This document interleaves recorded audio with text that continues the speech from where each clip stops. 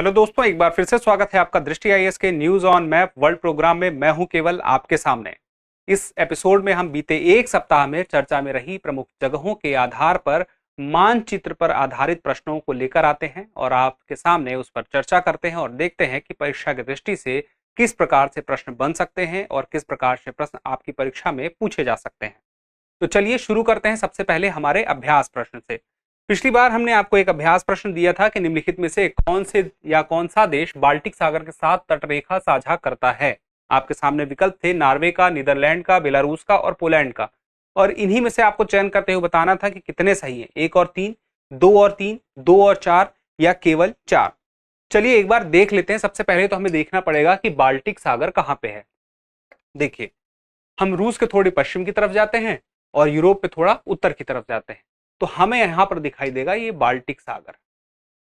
अब यह जो बाल्टिक सागर है इसका विस्तार डेनमार्क, यह जो डेनमार्क आप देख रहे हैं इसके आगे की तरफ है, पूर्व की तरफ है, और आगे इसका विस्तार गल्फ ऑफ बोथनिया और इसके अलावा गल्फ ऑफ फिनलैंड तक है। अब इसको हम थोड़ा और पास से देखेंगे तो हमें और बेहतर तरीके से समझ में आएगा।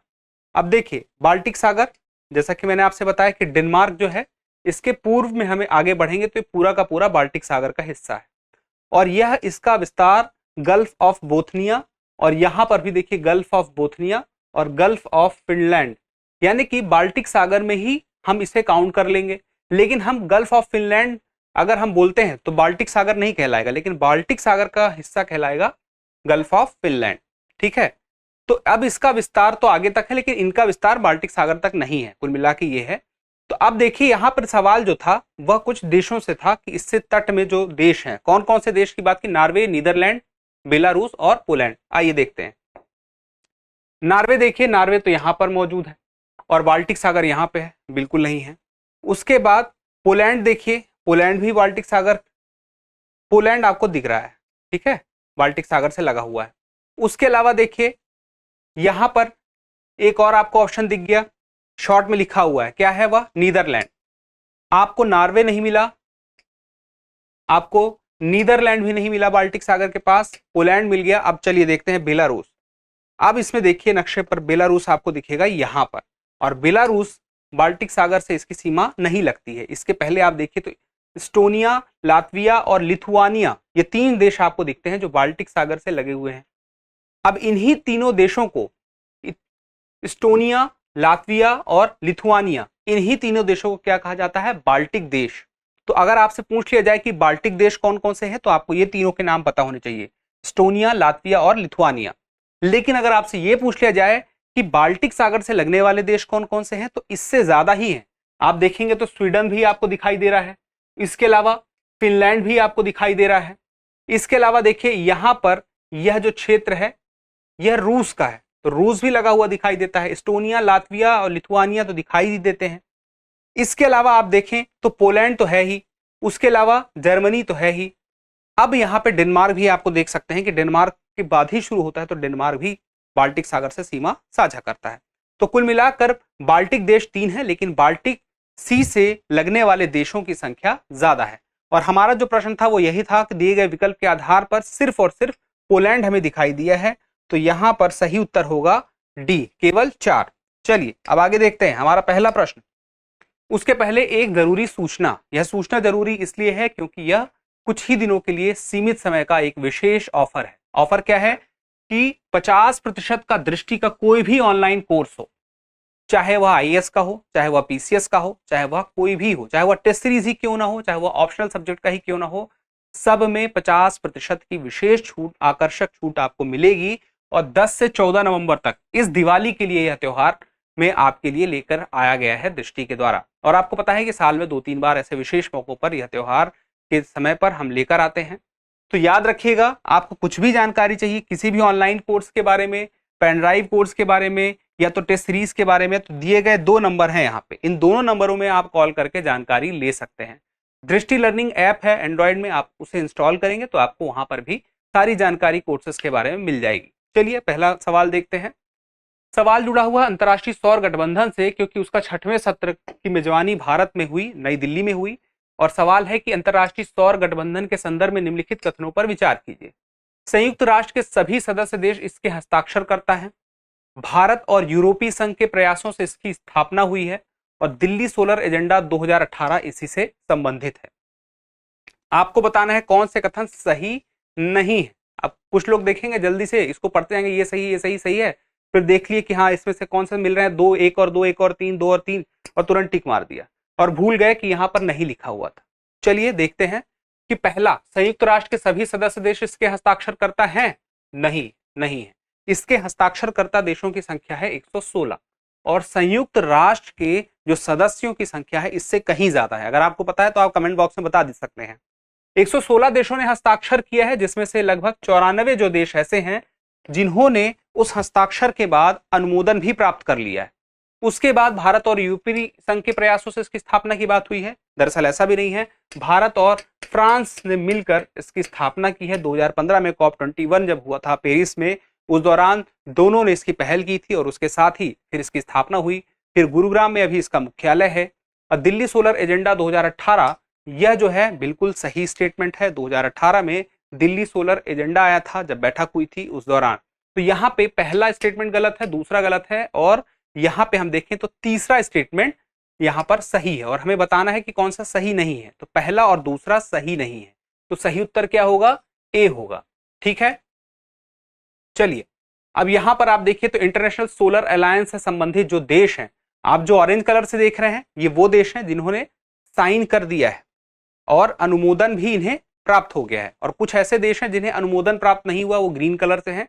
हो सकता है ये उतना अपडेट ना हो तो कुछ देशों की संख्या यहाँ पे आपको ना दिखाई दे रही हो, लेकिन ऊपर के जो एशिया के देश हैं जो यहाँ पे आपको दिख रहे हैं, जैसे कि चीन, रूस हो गया, अफगानिस्तान, पाकिस्तान, ये सब तो अभी मेंबर नहीं हुए। चलिए अब आगे देखते हैं। ये उनके नाम भी हैं, हालांकि ये नाम आप अलग से भी देख सकते हैं, पर फिर भी मैंने निकाल लिए थे।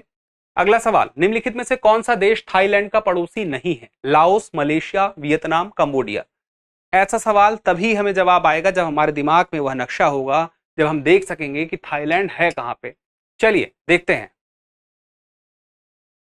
अब आप देखिए, यहां पर म्यांमार है, यहां पर चाइना है, और उसी के नीचे आप आएंगे तो देखेंगे यहां पे थाईलैंड। अब हमें यह देखना है कि थाईलैंड, देखिए चाइना के साथ थाईलैंड की सीमा नहीं बनती, पहले स्पष्ट रखिएगा। थाईलैंड की सीमा आप देखिए किसके साथ बन रही है, यहाँ पे लाओस के साथ बन रही है, और यहां पर देखिए थाईलैंड की सीमा इस स्थान पे कंबोडिया के साथ बन रही है। और उसके अलावा किसके साथ बन रही है? देखिए म्यांमार के साथ भी बन रही है, यहाँ पे आपको म्यांमार के साथ भी बनती हुई दिखाई दे रही है। अब उसके अलावा देखिए किसके साथ बनती हुई दिख रही है, उसके अलावा देखिए थाईलैंड का विस्तार, आप थोड़ा सा मैं मिटा के फिर दिखाता हूं। यहाँ पे देखिए थाईलैंड का विस्तार यहां से चलते हुए आगे जाएगा मलेशिया तक, यहां तक है थाईलैंड का। बीच में देखिए एक तरफ म्यांमार भी आगे बढ़ता हुआ जा रहा है, दूसरी तरफ थाईलैंड भी आगे बढ़ता हुआ जा रहा है। तो मलेशिया, कंबोडिया, लाओस, ये ऐसे देश हैं जो सीमा बनाते हैं थाईलैंड के साथ में। म्यांमार भी बनाता है, लेकिन वियतनाम आप देखें तो वियतनाम नहीं बनाता है।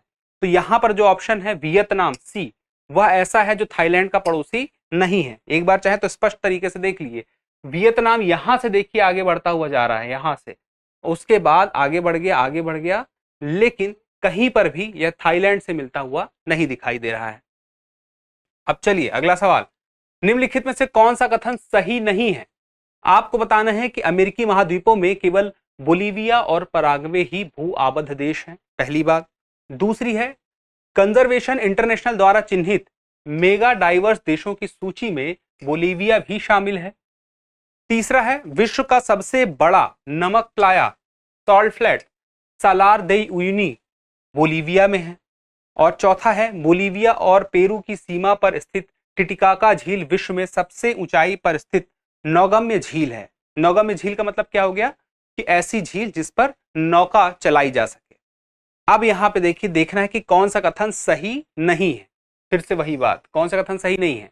चलिए सबसे पहले शुरू करते हैं, अमेरिका महाद्वीपों में केवल बोलीविया और पराग्वे ही भू आबद्ध देश है। जब अमेरिका महाद्वीपों की बात हो तो उत्तरी अमेरिका और दक्षिणी अमेरिका, दोनों अमेरिका आ जाएंगे।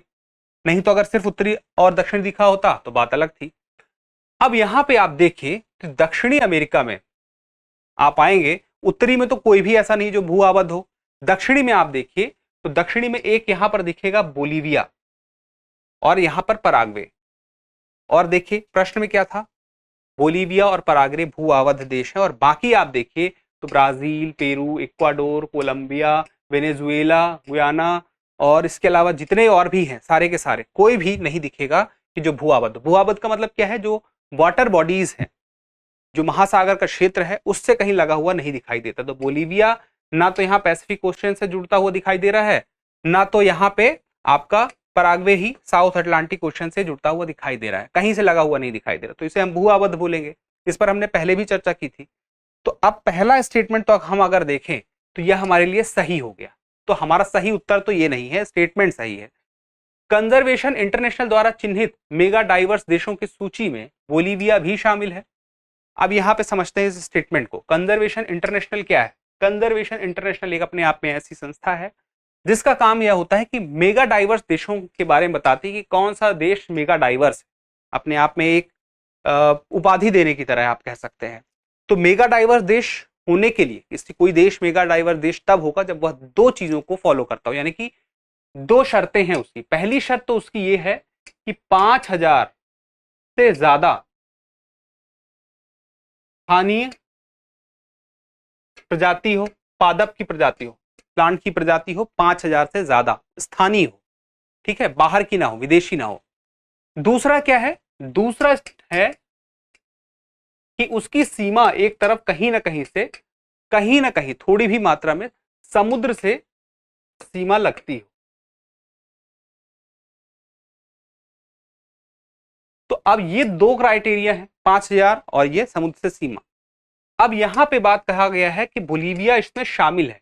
चलिए देखते हैं बोलीविया है कहां पे। हमने अभी देखा भी था, फिर से देखिए।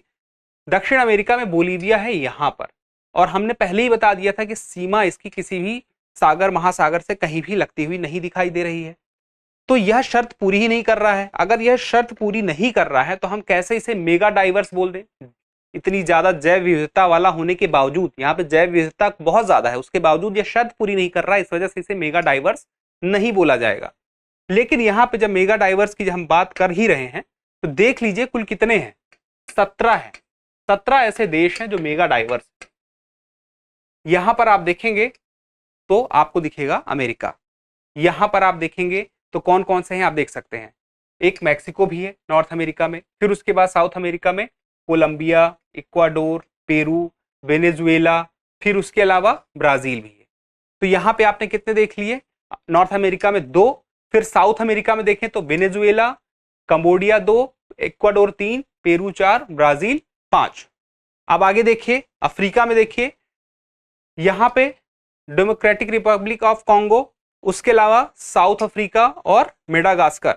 अब उसके बाद एशिया में देख लीजिए तो इंडिया है, चाइना है, फिलीपींस है, पापुआ न्यू गिनी है, ऑस्ट्रेलिया है, इंडोनेशिया है, मलेशिया है।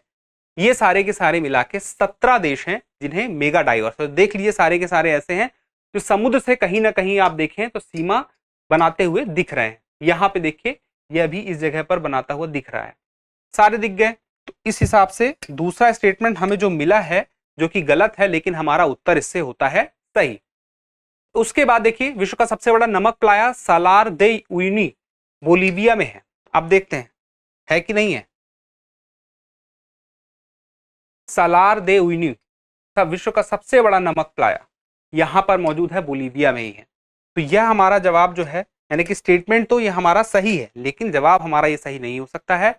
और बोलीविया और पेरू की सीमा पर स्थित टिटिकाका झील विश्व में सबसे ऊंचाई पर स्थित नौगम्य झील है। मैंने पहले ही बताया था नौगम झील का मतलब क्या है, और बोलीविया और पेरू की सीमा पर है कि नहीं है, चलिए देखते हैं।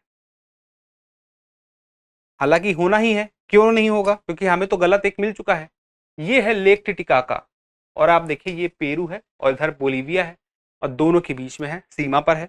तो इस हिसाब से यह कथन सही है, लेकिन हमारा जो सही जवाब है वह यह है जो कथन 2 है। ठीक है, चलिए अब आगे बढ़ते हैं। अब भारत बांग्लादेश से संबंधित एक प्रश्न बनता है, निम्नलिखित कथनों पर विचार कीजिए। Akhaura Agartala cross border rail link के बन जाने से पूर्वोत्तर को शेष भारत से जोड़ने का एक तीव्र वैकल्पिक मार्ग मिलेगा। दूसरा है चटगांव और मोंगला बांग्लादेश के 2 प्रमुख बंदरगाह हैं। आपको बताना है उपयुक्त में से कौन सा या कौन से कथन सही है, केवल एक, केवल 2, 1 और 2 दोनों, या तो ना तो 1 और ना ही 2। अब देखिए चलिए पहले स्टेटमेंट से शुरू करते हैं। अखौरा और Agartala cross border rail link, नक्शे पर देखिए, नक्शे पर यहां पे आपको दिखाई देगा अगरतला नॉर्थ ईस्ट का क्षेत्र है, अगरतला अंडरलाइन कर देता हूं। अब यहां पर थोड़ी सी आगे आप जब बढ़ते हैं तो बांग्लादेश का क्षेत्र आ जाता है, इस जगह पर बहुत पास में है। तो अगरतला और यहीं पे है अखौरा। अगरतला और अखौरा जब जुड़ जाता है तो इससे रास्ता आगे तक बन जाता है, क्योंकि जो अखौरा है वहां से ढाका के लिए रास्ता है, और अगरतला और अखौरा जुड़ता है तो अगरतला से ढाका पहुंच गए। फिर इस ढाका से आगे अगर हम बढ़ते हैं तो यहां पर आगे बढ़ते बढ़ते देखिए पद्मा नदी है, और इस पद्मा नदी पर कुछ समय पहले ही पद्मा ब्रिज बन चुका है। यह जो नदी है इस पर पद्मा ब्रिज बन चुका है, तो यहां पर भी रेल लाइन बन चुकी है। फिर इसके बाद आगे भी रेल लाइन बन चुकी है, जो आगे भारत में हम फिर आगे पहुंचते हैं तो हावड़ा में हमें पहुंचाती है। तो हम देखें तो हम नॉर्थ ईस्ट से शुरू हुए अगरतला से और बांग्लादेश से होते हुए कहां पहुंच जाएंगे, वापस से भारत में पहुंच जाएंगे। इसको पूर्वोत्तर को शेष भारत से जोड़ने का एक तीव्र वैकल्पिक मार्ग मिलेगा, और यही बात इसमें हमें सही दिखाई देती है। चटगांव और मुंगला बांग्लादेश के प्रमुख बंदरगाह हैं, चलिए देखते हैं। ये है चटगांव और यहां पर है मुंगला। ये दोनों ही बांग्लादेश के प्रमुख बंदरगाह हैं, लेकिन इनमें से अगर पूछ लिया जाए सबसे प्रमुख कौन सा है, तो सबसे प्रमुख है चटगांव। उसके बाद दूसरा सबसे प्रमुख है मोंगला पोर्ट, और ये दोनों कौन सी जगह पे हैं, यह बांग्लादेश में है। चलिए, तो इसमें सही जवाब क्या हुआ, जब दोनों ही स्टेटमेंट सही है और हमसे पूछा है कितने कथन सही हैं, तो आपको बताएंगे 1 और 2 दोनों, यानी कि ऑप्शन हो गया इसका सी। अगला सवाल। अब यह जो सवाल है, सेनेगल ने विश्व स्वास्थ्य संगठन की पहल पर ग्लोबल ओंकोसेरसियासिस नेटवर्क फॉर एलिमिनेशन की पहली बैठक का आयोजन किया। अब यह जो बैठक है इसका जो मुख्य संबंध है एक बीमारी से है। बीमारी किस तरह की है, जिसकी वजह से एक वॉर्म है, एक कृमि है जिसको हम वॉर्म बोल सकते हैं, जिसकी वजह से अंधेपन की समस्या आती है लोगों में, और अंधापन आने का दूसरा सबसे बड़ा रीजन है यह ओंकोसेरियासिस। तो अब इसी वजह से सेनेगल चर्चा में है। तो देखते हैं सेनेगल पर क्या है कि निम्नलिखित कथनों पर विचार करना है। सेनेगल एक पश्चिम अफ्रीकी देश है। दूसरा है, सेनेगल नदी इस देश की लगभग संपूर्ण उत्तरी अंतरराष्ट्रीय सीमा का निर्माण करता है। सेनेगल नदी का उद्गम उसी क्षेत्र से होता है जिस क्षेत्र से नाइजर नदी निकलती है। सेनेगल गांबिया का एकमात्र पड़ोसी देश है। 4 स्टेटमेंट हैं। चलिए एक तरह से शुरू करते हैं। आपको बताना है कितने कथन इसमें सही हैं। सेनेगल एक पश्चिमी अफ्रीकी देश है। आइए देखिए, सेनेगल आप देखें तो आपको दिखेगा अफ्रीका में पश्चिम की तरफ, यहां पे ये सेनेगल लिखा हुआ दिख रहा है, वहां पर भी सेनेगल आपको दिख जाएगा इस तरफ। अब यहां पर अगला स्टेटमेंट देखिए, पहला तो हमें मिल गया कि पश्चिमी देश है, सही है। सेनेगल नदी इस देश की लगभग संपूर्ण उत्तरी अंतरराष्ट्रीय सीमा का निर्माण करती है। तो हम सेनेगल नदी को देखें तो सेनेगल नदी आपको ये दिखाई देगी, और ये जो उत्तर की तरफ प्रवाहित होते हुए आगे बढ़ती है। तो आप एक तरह से देखें, स्टेटमेंट में क्या कह रहा था कि लगभग, जब लगभग बोल दिया और आप यहां मैप में देखें तो यहां से बहते हुए दिख भी रही है, तो कहीं थोड़ा बहुत छूट भी रही है, तो हम मान लेंगे कि यह स्टेटमेंट हमारा सही है। अब देखिए, सेनेगल नदी का उद्गम उसी क्षेत्र से होता है जिस क्षेत्र से नाइजर नदी निकलती है। चलिए अब देखते हैं नाइजर नदी कहां से निकलती है, हमें यह भी समझना होगा। आप देखेंगे एक है लोमा माउंटेन, इस लोमा माउंटेन से सेनेगल नदी निकलती है, और यह देखिए उत्तरी सीमा बनाती है। अब उसके अलावा इसी लोमा माउंटेन से नाइजर नदी भी निकलती है, ये देखिए नाइजर नदी निकलती है, और इसी लोमा माउंटेन से एक निम्बा नदी निकलती है, वो देखिए इस तरफ आके फिर साउथ अटलांटिक ओशन में पहुंचती है। तो जो लोमा माउंटेन है वह एक ऐसा क्षेत्र है जहां से बहुत सारी नदियां निकलती हैं। दुनिया में बहुत से ऐसे क्षेत्र होते हैं जहां से बहुत सारी नदियां निकलती हैं, जैसे कि अगर हम मध्य भारत में देखें तो एक अमरकंटक नाम की जगह है, वहां से भी नर्मदा, ताप्ती और एक नदी और है, वो सारी की सारी निकल रही हैं। उसी तरह से यहाँ पे भी निकलती हुई दिख रही हैं। अब देखिए, हमारा जो स्टेटमेंट था वह यही था कि सेनेगल नदी का उद्गम इसी क्षेत्र से होता है जिससे नाइजर नदी, तो हमने देखा नाइजर नदी भी उसी लोमा माउंटेन से निकलती है। तो ये स्टेटमेंट हमें सही मिल गया, ये स्टेटमेंट सही मिल गया, पहला भी सही मिल गया। अब चौथा देखना है कि सही है कि नहीं है। तो सेनेगल गांबिया का एकमात्र पड़ोसी देश है या नहीं है। अब आपको एक बहुत बढ़िया अपवाद दिखाता हूं, यह है गांबिया। अब यह जो पूरा का पूरा नक्शा है मुख्य रूप से यह सेनेगल का है, इसी के अंदर आप देखें तो गांबिया है। अब यहां स्टेटमेंट देखिए, सेनेगल गांबिया का एकमात्र पड़ोसी देश है। अब फिर से मैप देखिए, सेनेगल के अंदर ही आपको गाम्बिया देश दिखाई दे रहा है और एक पतली सी पट्टी में यह गाम्बिया नदी देखिए यहां से प्रवाहित होते हुए जा रही है, यहां से नहीं, यहां से देखिए गाम्बिया नदी प्रवाहित होती है, अच्छे से स्पष्ट दिखाई देगी और आगे बढ़ते हुए समुद्र में चली जाती है। तो इसी के समांतर आप देखेंगे तो पूरा क्षेत्र उत्तर और दक्षिण दोनों तरफ में ही यह गाम्बिया का क्षेत्र फैला हुआ आपको दिखाई देगा। इसका मतलब क्या हुआ, दूसरा कोई देश नहीं है, सिर्फ और सिर्फ सेनेगल है, एकमात्र पड़ोसी देश है। तो चौथा स्टेटमेंट भी हमारा सही हो गया। तो हमारा सही उत्तर है ऑप्शन डी। आगे देखते हैं। हाल ही में गैलापागोस द्वीप समूह में 2 प्रवाल भित्तियों और समुद्री टीले की खोज हुई है, इसी वजह से यह चर्चा में है। अब देखिए सवाल क्या है।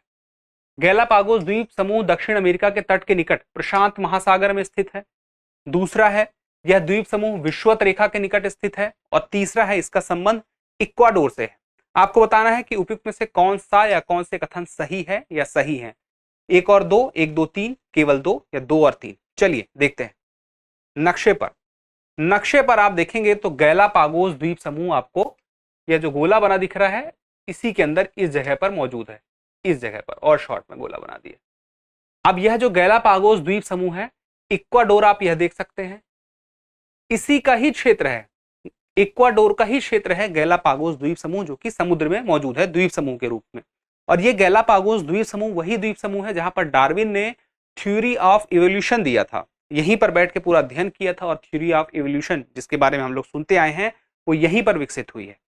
अब आप देखिए यह जगह कौन सी है, तो यह है नॉर्थ पैसिफिक ओशियन और साउथ पैसिफिक ओशियन, यानी कि पैसिफिक ओशियन में है।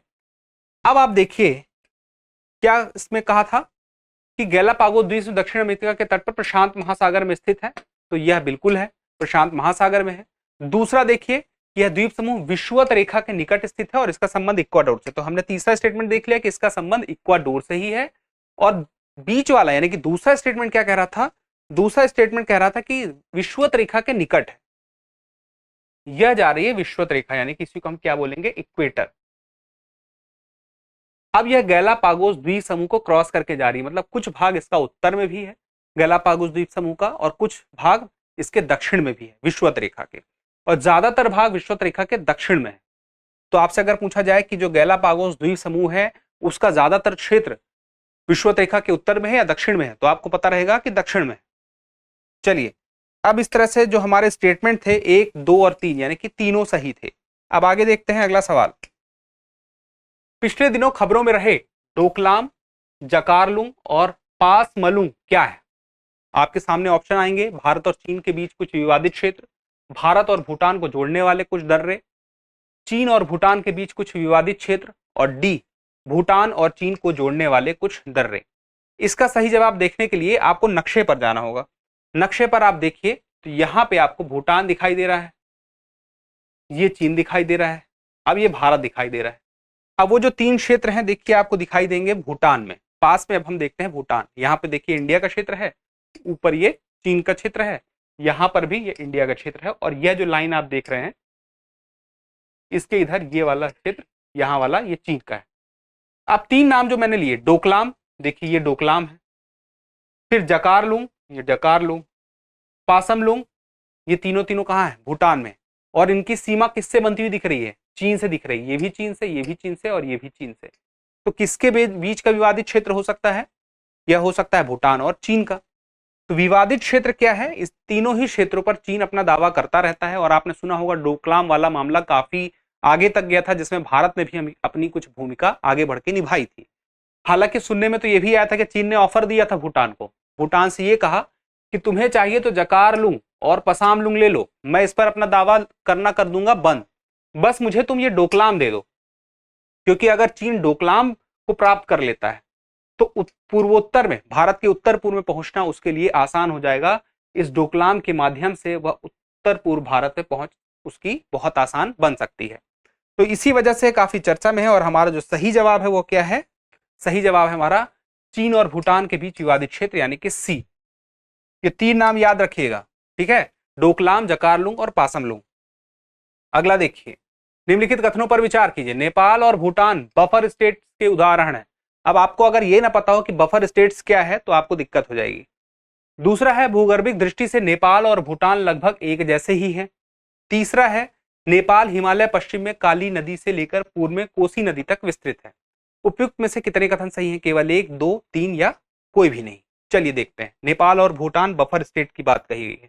अब आप नक्शे पर देखिए तो यहां पर आपको दिखेगा नेपाल और ये आपको यहां पर दिख रहा है भूटान।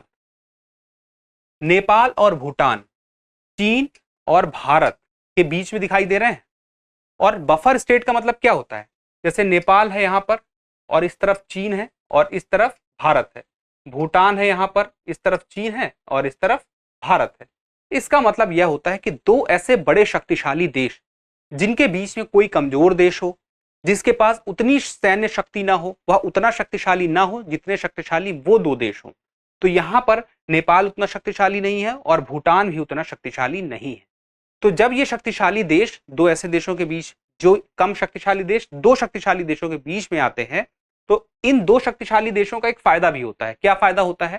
कि जैसे मान लीजिए ये नेपाल का क्षेत्र है, अगर चाइना और भारत इस नेपाल पे कब्जा कर लेता है, या तो मान लीजिए नेपाल होता ही ना, सीधे चाइना और भारत का बॉर्डर होता, तो यहां पर आपको देखिए सुरक्षा की दृष्टि से सेना के लोग लगाने पड़ते, वहां पर सीमा बिछानी पड़ती, वहां पर सुरक्षा की दृष्टि से आप फिर टैंक लगाते, सेना लगाते और अपनी जितने भी खर्चे थे, सैन्य खर्चे थे, उसको बढ़ाना पड़ता और यही काम चीन को भी करना पड़ता। तो नेपाल और भूटान की होने वजह से जो सैन्य खर्चा है भारत का और जो सैन्य खर्चा है चीन का, वो नहीं करना पड़ता, क्योंकि इनके लिए, नेपाल के लिए भारत को उतना खर्च नहीं करना पड़ता और नेपाल के लिए चीन को भी नहीं खर्च करना पड़ता, भूटान के लिए भारत को भी नहीं करना पड़ता और भूटान के लिए चीन को भी नहीं करना पड़ता। तो इस वजह से बफर स्टेट्स है तो भारत के लिए अच्छा ही है। फिर इसका मतलब यह हुआ कि यह जो है सही है। दूसरा, भूगर्भिक दृष्टि से नेपाल और भूटान लगभग एक जैसे हैं। अब आप देखिए, नेपाल और भूटान ऐसी जगह पर आपको दिखाई देंगे जो कि यूरेशियन प्लेट और इंडियन प्लेट के बीच में, यहां पर है नेपाल और भूटान, यही एक लाइन है, ये पैरेलल लाइन दिख रही है और ये वो जगह है जो यूरेशियन और इंडियन प्लेट के को आपस में टकराने की जगह है। तो जब ये आपस में मिलेंगे, टकराएंगे, तो क्या है कि इंडियन प्लेट जो है यूरेशियन प्लेट के नीचे जा रहा है, तो उससे एक फोल्ड बन रहा है और उसी फोल्ड की वजह से कुछ वहां पर संरचनाएं बनती हैं और उन्हीं संरचनाओं के पास आप देखेंगे तो ये क्षेत्र आपको दिखाई देंगे, नेपाल और भूटान। तो इनकी संरचना जिस जगह पर यूरेशियन और इंडियन प्लेट मिलती है वहीं पर इनकी संरचना दिखाई देती है, तो लगभग एक जैसे ही है। तो ये स्टेटमेंट हमारा सही है। फिर तीसरा, नेपाल हिमालय पश्चिम में काली नदी से लेकर पूर्व में कोसी नदी तक है। चलिए ये देख लेते हैं कितना सही है। दो तो सही मिल गए, तीसरा है कि नहीं हमें ये देखना है। चलिए, अब जो है हिमालय को 4 भागों में बांटा गया है। सिंधु नदी से, ये आप इंडस देख रहे हैं, सिंधु नदी से सतलज नदी तक, यहां पर ये जो हिमालय का क्षेत्र यहां तक आता है उसे हम क्या बोलते हैं? पंजाब हिमालय। उसके बाद सतलज नदी से यहां काली नदी तक, उत्तराखंड और नेपाल के बीच का बॉर्डर है काली नदी, यहां का जो हिमालय का क्षेत्र है उसे हम क्या बोलते हैं? कुमाऊं हिमालय।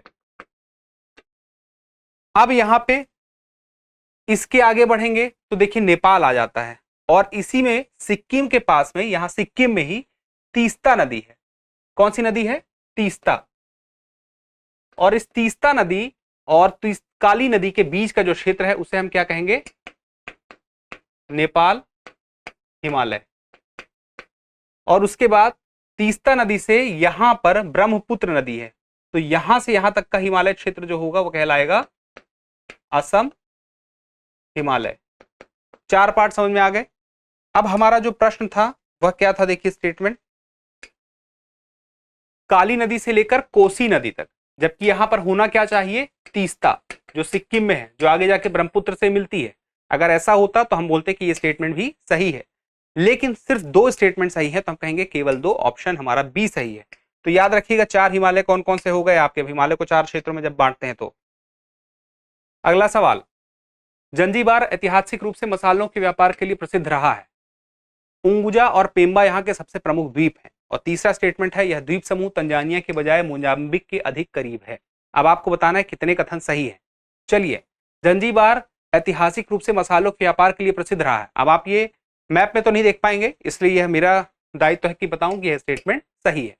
दूसरा है, उंगुजा और पेम्बा यहाँ के प्रमुख द्वीप हैं। अब चलिए देख लेते हैं। अब आप देखेंगे तो आपको ये दिखाई देगा जंजीबार और पेम्बा। और ये किसका क्षेत्र अब माना जाता है? यह क्षेत्र माना जाता है तंजानिया का। ये तंजानिया का क्षेत्र है। तो पेम्बा और जंजीबार, और इसी में से देखिए जो प्रश्न की बात कही जा रही है कि उंगुजा और पेम्बा, तो जंजीबार को ही उंगुजा कहते हैं। यह जो जंजीबार है यही क्या है? उंगुजा। ठीक है। अब देखिए अगला स्टेटमेंट, यह द्वीप समूह तंजानिया के बजाय मोजाम्बिक के अधिक करीब है। ये तो तंजानिया है जैसा कि मैंने आपसे बताया, लेकिन मोजाम्बिक कहाँ है? यहां पर है। अब आप देख लीजिए ज्यादा करीब क्या है, पेम्बा और जंजीबार ज्यादा करीब है तंजानिया के। और जंजीबार को ही हम क्या कहते हैं? उंगुजा, क्योंकि वहां का एक प्रमुख शहर है जंजीबार, इस वजह से प्रसिद्ध है। और यह पास में है, उसके पीछे की एक बड़ी वजह है कि United Republic of Tanzania and Zanzibar भी कहा जाता है। तो यह जो नाम है काफी बड़ा है। अब थोड़ा सा आपको आइडिया रहे कि तंजानिया है कहां पर, तो क्योंकि सवाल तंजानिया से जुड़ा हुआ है, तो आप अफ्रीका के नक्शे पर अगर देखेंगे तो आपको तंजानिया यहां पर दिखाई देगा। और इसी के पूर्व में जो द्वीप हैं उनके बारे में हम चर्चा कर रहे थे। पहला वाला स्टेटमेंट हमारा सही है, दूसरा वाला स्टेटमेंट सही है, और तीसरा वाला स्टेटमेंट हमारा गलत है। तो केवल दो यहाँ पे हमारा सही उत्तर होगा। अब चलिए आगे देखते हैं। निम्नलिखित में से कौन सा हिमनद अंटार्कटिका से संबंधित है? 4 हिमनद है, Lambert glacier, Reedy glacier, Smith glacier, Beardmore glacier.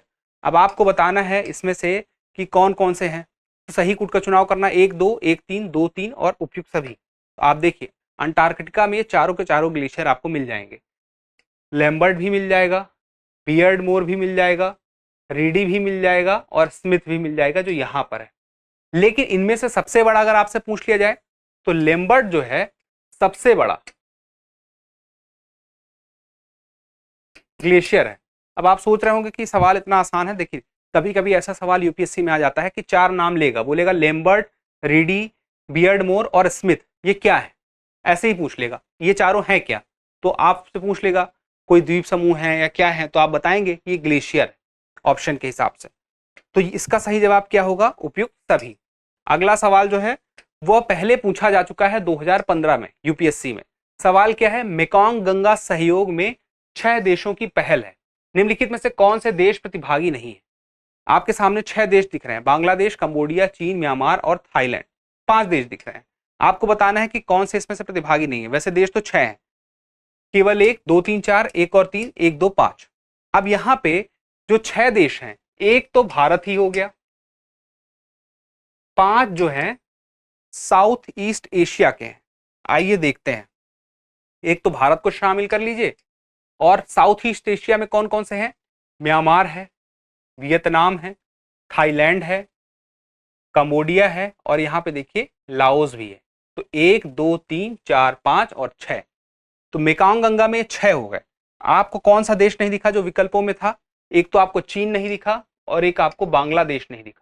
तो आपको बताना क्या था कि सही उत्तर चुनना था कि कितने देश प्रतिभागी नहीं है। तो बांग्लादेश और चीन, 1 और 3 प्रतिभागी यहां पर नहीं है, यानी कि सही उत्तर आपका हो गया सी।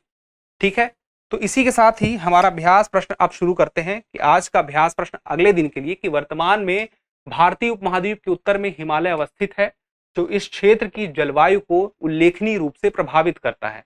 यदि हिमालय के स्थान पर पूर्ववर्ती टेथिस सागर रहा होता और शेष विश्व का भौतिक मानचित्र आज के समान ही होता, तो ऐसे में भारतीय उपमहाद्वीप की जलवायु के किसके समान होने की संभावना सबसे अधिक होती। अब आपको लग रहा हो कितना लंबा स्टेटमेंट है, ऐसा कुछ नहीं। स्टेटमेंट जितना लंबा होता है सवाल उतना आसान हो जाता है। तो एक बार इसको आराम से देखिएगा। 4 विकल्प हैं, संयुक्त राज्य America, democratic Republic of Congo, Australia और पेरू। इसका जवाब आप कमेंट बॉक्स में देना ना भूलिएगा। आप कमेंट करते हैं तो हमें और बेहतर करने की प्रेरणा मिलती है। जल्दी मिलते हैं अगले एपिसोड में, तब तक के लिए स्वस्थ रहें, मस्त रहें और पढ़ते रहें। धन्यवाद।